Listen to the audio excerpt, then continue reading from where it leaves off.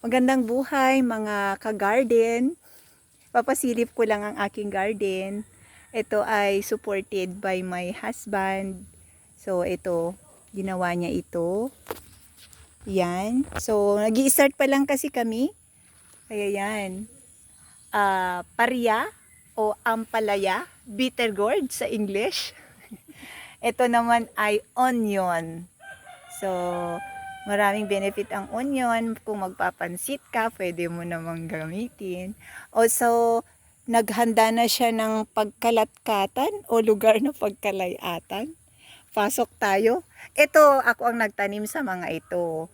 Kaya lang, ginawa niya lang ng pwesto o art para ma-appreciate ang gardening. Ayan, ginawa niya ng greenhouse. Ay, greenhouse daw. Wala pang green. House pa lang. Ayan, so nilagay ko sa paso ang mga talong dahil sa sobrang basa ng lupa ay muntik na silang mamatay. Isu nga in rescue isuda. Yan. Dandani na nga matay niya agsar sa ringitan. Yan. So meron akong tanim na talong. Meron din kami ng sili. Yan. Ayan, sa kabila naman, meron din kami dito. Ito naman ay, ano dito, yung sitaw. Climbing beans. Kaya pinaghandaan na ng usar nga kalayat. Yan. At meron na ring mamunga. Kaya nito. Talong, may bunga na siya. At marami siyang bulaklak. Pero nalalaglag. Dahil nga sa sobrang tudo. Yan. Yan. Umanay nga kanin. Ayan, meron na kaming dating sili. Tingnan nyo, ang daming bunga nito. Yan. Isang pot, pero ang dami niyang bunga. Ayan. So, pwede nga pang sinigang diyan, may isang bunga, may isang puno, no? Oh, ito din. Yan. Dito ti dati nga mulami. Inlipat mi lang dito itap no mamin pinsan. Okay, dito manin ti maysa. Oh, kinabilan mi ti pagkalatkatan na balad nga kunada. Yan. Sige, hanggang doon.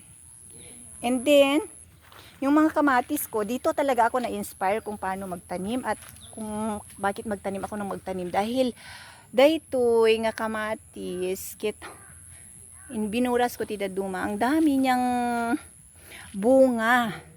Kaya nung na-inspire ako na ang sarap tingnan, pagmasdan ang isang halaman na nakapagbibigay ng maraming bunga. Iso nga nagmula, nakmetin nga nagmula. Nagtanim na ako ng nagtanim. Yan.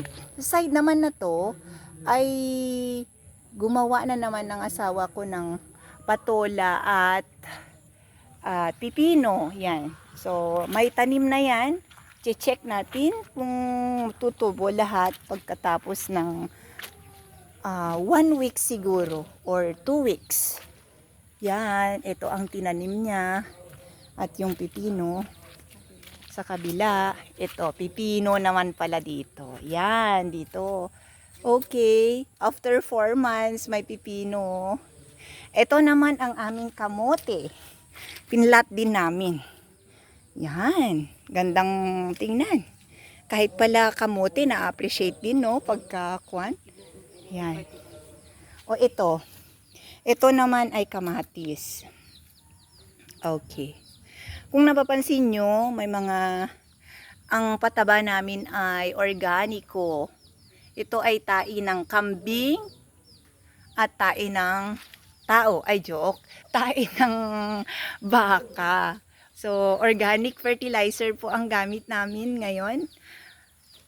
Okay. Marami din mga natanim ulit ng asawa ko. At nagtanim ulit siya, dinagdagan niya yung mga talong dito. Dito banda. Ayan. So, hanggang doon.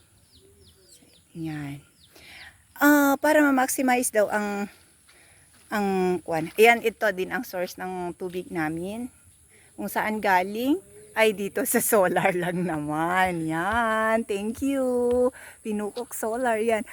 Sobrang agluplupias data. Overflowing kaya nang dito. Gumawa na rin kami ng bubon or pag-istakan ng tubig.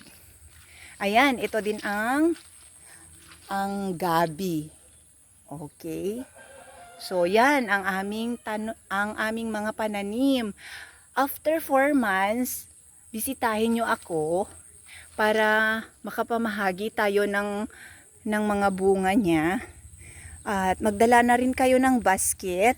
Siyempre, yung pambayad nyo. Tahan nga free libre. Ready to market, joke lang. Sa totoo lang, visit nyo ako para kung sino ang makakapagbisita sa amin, meron din kaming mga ibabahagi. So yan, maraming salamat sa panonood. Talaga nga namang love ko ang planting at love ko nga ang nature. Kaya gustong-gusto ko talagang i-vlog ang mga pananim. Meron kaming papaya. Ay, meron din kaming pechay. Ayun, saluyot pala.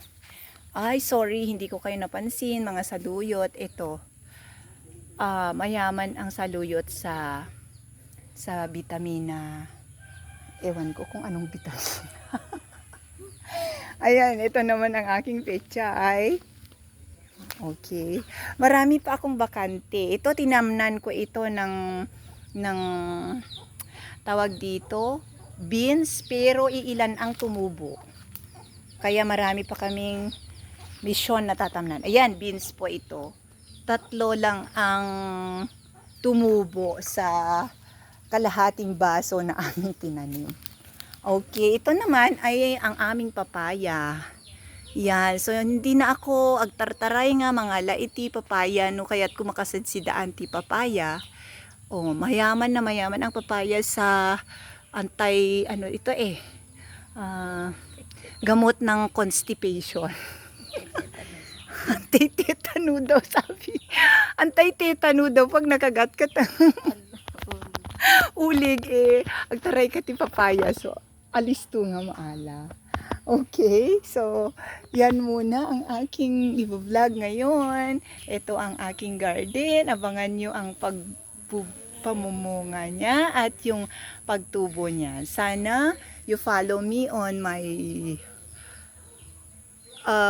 YouTube channel, Severina Sangdaan, at sa aking Reels, Sev Multitask. Maraming salamat!